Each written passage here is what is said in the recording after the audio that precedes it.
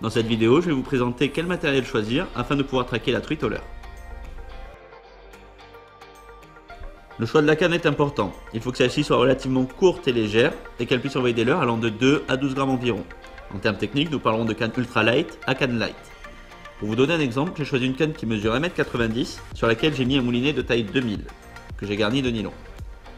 En gros, nous pouvons choisir des cannes allant de 1,60 m à 2 m et mettre des moulinets de 1500 à 3000. Après, c'est au bon vouloir de chacun. Il existe une multitude de leurres sur le marché, mais nous pouvons les classer dans 3 catégories bien distinctes: les leurres durs, les leurres souples et les leurres métalliques. Chacun émet une vibration bien particulière et ce sera à vous de trouver quel coloris utiliser, quel grammage utiliser et quelle vibration fonctionne en fonction des conditions climatiques, de la profondeur d'eau et de la typologie du cours d'eau. À chaque leurre son animation.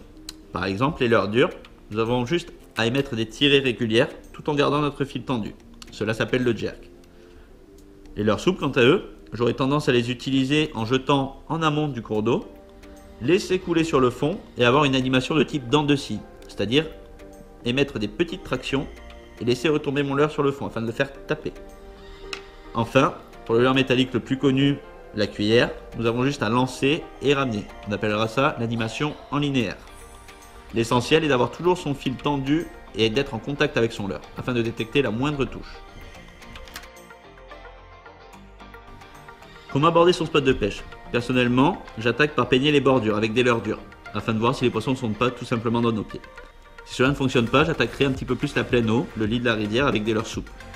Enfin, avant de partir du spot de pêche, j'opterai pour un leurre métallique qui émet de fortes vibrations afin de voir s'il n'y a pas possibilité de déclencher les attaques par agressivité des poissons les plus réfractaires.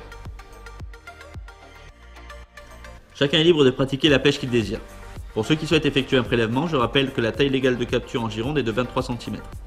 Pour les autres qui souhaitent remettre le poisson à l'eau et donc pratiquer une pêche de no-kill, il est possible de remplacer les hameçons triples par des hameçons simples par exemple, ou encore d'écraser les ardillons à l'aide d'une pince. Sur ces belles paroles, je vous souhaite une bonne ouverture à tous.